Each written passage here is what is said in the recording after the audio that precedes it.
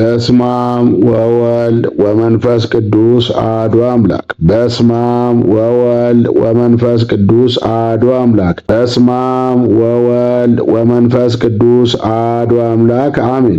አንድ አምላክ በሚሆን በአብ በወልድ በመንፈስ ቅዱስ ስም አሜን። ኅዳር 3 ቀን ጻድቁ ንጉሥ ቅዱስ ናኩቶ ለአብ የተሰወረበት ዕለት ነው። ጻድቁ ንጉሥ ቅዱስ ናኩቶ ለአብ ከላስታ ወይም ከዛጉዌ ነገሥታት መካከል ቅዱስ ይምርሃነ ክርስቶስ፣ ቅዱስ ገብረ ማርያም፣ ቅዱስ ላሊበላና ቅዱስ ናኩቶ ለአብ እነዚህ አራቱ ነገሥታት እንደ መልከ ጼዴቅ ክህነትን ከንግስና ቅድስናን ከንጽሕና ጋር አንድ አድርገው በመያዝ እግዚአብሔርንም ሰውንም በቅድስና አገልግለው አልፈዋል። በንግስናቸውም አገርን በመልካም ሥራና በቅድስና ከማስተዳደራቸው በተጨማሪ ቅዱሳን ጻድቃን ሆነው እግዚአብሔርን በብዙ ድካም በመልካም ተጋድሏቸው ያገለገሉና አገልግሎታቸውም ሆነው ቅድስናቸው በእግዚአብሔር ዘንድ የተመሰከረላቸው ቅዱሳን ናቸው። ከእነርሱም ውስጥ ሞትን ሳያይ እንደ ሄኖክና ኤልያስ የተሰወረ አለ። ከእነርሱም ውስጥ በባሕር ላይ ቤተ መቅደሱን ያሳነጸ አለ።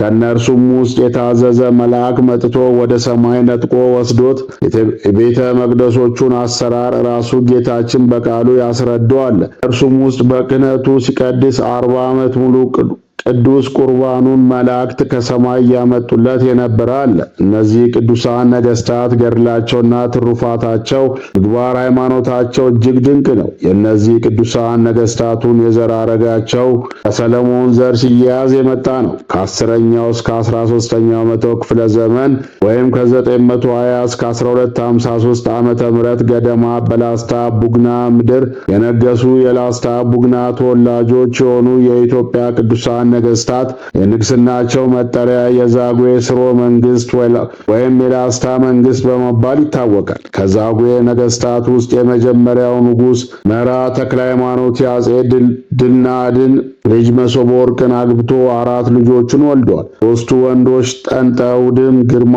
ስዩምና ዛን ስዩም ይባላሉ። ጠንጠውድም ገብረ መስቀልን ወለደ። ግርማ ስዩም ቅዱስ ይምርሃነ ክርስቶስን ወለደ። ዛን ስዩም ደግሞ ቅዱስ ገብረ ማርያምንና ቅዱስ ላሊበላን ወለደ። ገብረ መስቀልም ጣራው ክፍት ሆኖ ዝናብ የማያስገባውን ገዳም የመሰረቱትን የመቄቱን ታላቁን አባት አቡነ አሮንን ወለደ። ቅዱስ ገብረ ማርያም ደግሞ ቅዱስ ናኩቶ ለአብን ወለደ። ይኸውም ቅዱስ ናኩቶ ለአብ በዛሬው ዕለት ሞትን ሳያይ እንደ ሄኖክና ኤልያስ የተሰወረ ነው። ናኩቶ ለአብ ማለት የስሙ ትርጓሜ እግዚአብሔር አብን እናመስግነው ማለት ነው። የቅዱስ ላሊበላ የወንድም ልጅ ሲሆን ከ11ዱ የዛጉዌ ነገሥታት ውስጥ 10ኛው ነው። አባቱ ቅዱስ ገብረ ማርያም ስልጣኑን ለወንድሙ ለቅዱስ ላሊበላ ትቶ በመመንኮስ በበዓት ተወስኖ በጾም በጸሎት ሲጋደል ጌታ ተገልጾለት ክብሩ እንደ መላእክት የሆነ ልጅ ትወልዳለህና ወደ ቤት ተመለስ ብሎ አዘዘው። ንጉሥ ገብረ ማርያምም 40 ዓመት ስነግስ ያልወለድኩትን አሁን ዓለም በቃኝ ስል ትወልዳለህ የተባልኩት ልጅ ምን አይነት ልጅ ይሆን እያለ ወደ ቤቱ ተመለሰ። ሚስቱን መርኬዛንም መልአኩ ቅዱስ ገብርኤል ካበሰራት በኋላ ናኩቶ ለአብ ጌታ በተወለደበት ዕለት ታኅሳስ 29 ቀን ተወለደ።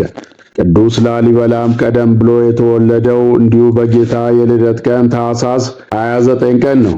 ሚስቱን መርኬዛንም መልአኩ ቅዱስ ገብርኤል ካበሰራት በኋላ ናኩቶ ለአብ ጌታ በተወለደበት ዕለት ታኅሳስ 29 ቀን ተወለደ። ቅዱስ ላሊበላም ቀደም ብሎ የተወለደው እንዲሁ በጌታ የልደት ቀን ታኅሳስ 29 1101 ዓመተ ምህረት ነው። መልአኩ ቅዱስ ገብርኤል ናኩቶ ለአብ እንደሚወለድ ቀድሞ ለንጉሥ ላሊበላ ነግሮት ነበርና እንደነገረውም እርሱ ሲወለድ ያ የነገርኩ ሕፃን ተወልዷልና ወስደ በሃይማኖት አንጻ አሳድገው ብሎታል። ቅዱስ ላሊበላም ሃይማኖቱን ጠንቅቆ እያስተማረው በእንክብካቤ አሳደገው።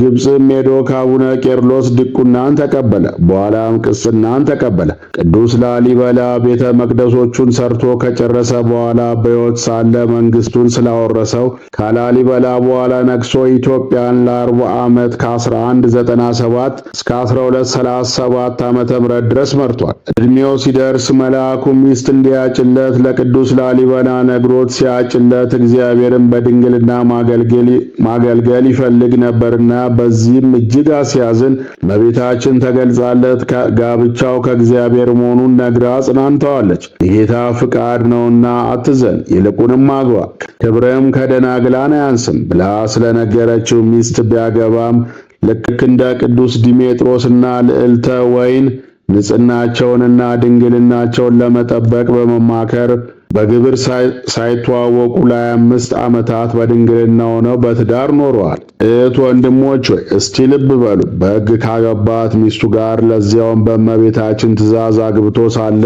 በግብር ሳያውቃት አብሮ ከድንግል ሴት ጋር በትዳር 25 ዓመት መኖር ይህ እንዴት ያለ ቅድስና ነው! ከዚህ በኋላ መልአክ መጥቶ በንጽሕና የተጋባችሁት ልትወልዱ ነው እንጂ ዝም ብላችሁ ልትኖሩ አይደለም ብሏቸው አንድ ቀን ብቻ በግብር ተዋወቁና እጅግ የሚያምርና የሚያሳሳ ልጅ ወለዱ።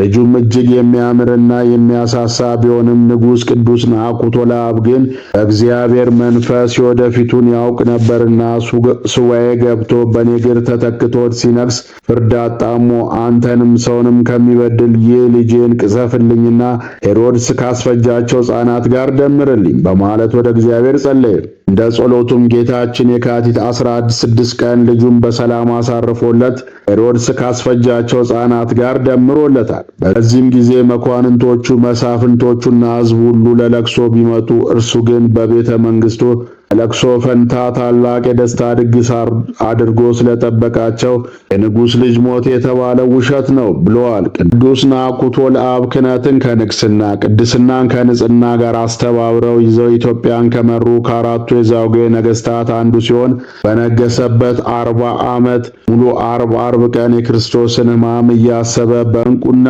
በወርቅ በተሽቆጠቆጠው ዘውድ ፈንታ የሾህ አክሊል ደፍቶ በአምስቱ ቅንዋተ መስቀሎች ምሳሌ 5 ጦር ዙሪያውን ተክሎ እያለቀሰ ይጸልይና ይሰግድ ነበር።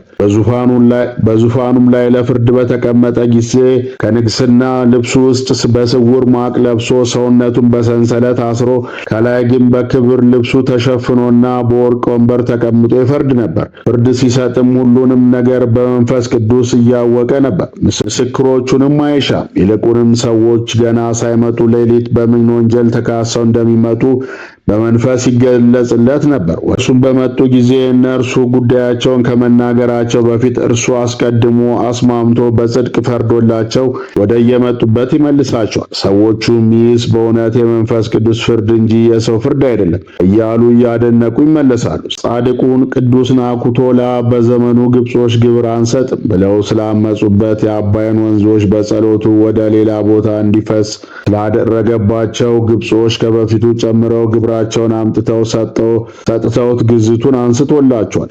ቅዱስ ናኩቶ ለአብ መላ ዘመኑን ሁሉ የክርስቶስን መከራ እያሰበ ያለቅስ ስለነበር የመድኃኔዓለምን መራራ ሐሞት መጠጣት እያሰበ ሁልጊዜ ዓርብ ኮሶ ይጠጣ ነበር። በመጨረሻም ውለታን የማይረሳ አምላክ መድኃኔዓለም ክርስቶስ ተገልጦለት እንዲህ አለው፣ ወዳጄ ናኩቶ ለአብ ሆይ እኔ ለዓለም ደምህን ያፈሰስኩት አንድ ቀን ነው። አንተ ግን 40 ዓመት ሙሉ ስለ እኔ ብለህ ደምህንና እንባህን ስታፈስ ኖርክ። ይበቃል፣ አሁን ወደ እኔ ልወስድ ነው አለው። ቅዱስ ናኩቶ ለአብም ጌታችንን ጌታዬ እዚህ ቦታ እኔም ብለው የሚመጡ ወገኖቼን ማርልኝ አለው። ጌታችንም እውነት እልሃለሁ ከተጸነስክበት ቀን ጀምሮ እስካሁን ድረስ ያለውን ገድልን እያነበበ ዝክርን የዘከረውን በዓልን ያከበረውን ለቤተ ክርስቲያን መባ ያገባውን ሁሉ ኃጢአቱ ቢበዛም ቅዱስ ናኩቶ ለአብ አማልደኝ ያለውን ኃጢአቱ ምን ቢበዛ እምርልሃለሁ። ዳግመኛም እልሃለሁ 40 ዓመት ሙሉ እንባን ያፈሰስክባት ይቺ ምድር እስከ ዕለተ ምጽአት እያነባች ትኖራለች። ይኸውም የኔን መከራ እያሰብክ ከዓይንህ እንባ ሳያቋርጥ እንዳለቀስክልኝ ሁሉ ከቤተ መቅደስ በእንባ መልክ የሚንጠባጠብ ጠበል ይፍለቅልን። ይህን የእንባ ምሳሌ ነው። ከዚህ ለሚጠጡ ለሚጠመቁ ድህነት ይሁናቸው የሚል የምሕረት ቃል ኪዳን ሰጥቶታል። ጌታችን ይህን አስገራሚ ቃል ኪዳን ከሰጠው በኋላ ቅዱስ ናኩቶ ለአብ በሞት ፈንታ እንደ ሄኖክና ኤልያስ ኅዳር 3 ቀን ሰውሮታል። በቃል ኪዳኑም መሰረት ብዙ ፈውስን የሚሰጠው ጠበሉ ዛሬም ድረስ ልክ እንደ ሰው እንባ ቤተ መቅደሱ ካለበት ዋሻ ላይ እየተንጠባጠበ ወደ ታች ይወርዳል። ምንም እንኳን ከዋሻው በላይ ያለው መሬት ሜዳ ቢሆንም ቃል ኪዳኑ ነውና የጠበሉ መጠን ክረምት ከበጋ አይጨምርም አይቀንስም፣ ይልቁንም በሰው እንባ መጠን ጠብ ጠብ እያለ በመውረድ ከእርሱ ለሚጠመቁት ፈውስን እየሰጠ ይገኛል። የቅዱስ ናኩቶ ለአብ ረድኤት በረከቱ ይደርብን፣ በጸሎቱ ይማረን።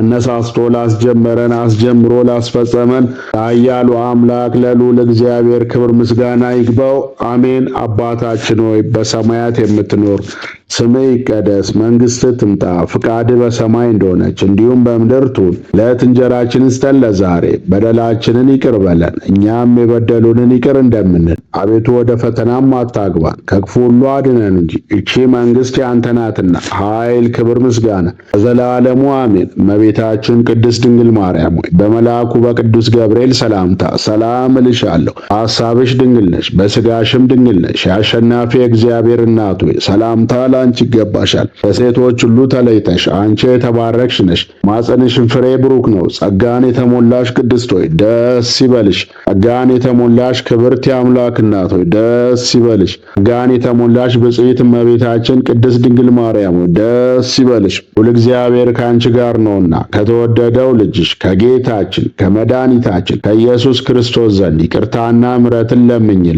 ኃጢአታችንንም ያስተሰርይልን ዘንድ ለዘላለሙ አሜን። ክብር ምስጋና ይሁን አንድ አምላክ ለሆነው ለአብ ለወልድ ለመንፈስ ቅዱስ ዛሬም ዘውትርም እስከ ዘላለሙ። እግዚአብሔር አብ ጸጋ፣ እግዚአብሔር ወልድ ፍቅር፣ እግዚአብሔር መንፈስ ቅዱስ አንድነት፣ እመቤታችን የቅድስት ድንግል ማርያም አማላጅነት፣ የጻድቃን የሰማዕታት ጸሎት ተራዳይነት፣ የቅዱሳን መላእክት ጠባቂነት ከሁላችን ከሕዝበ ክርስቲያን ጋር አብሮን ይኑር ለዘላለሙ አሜን።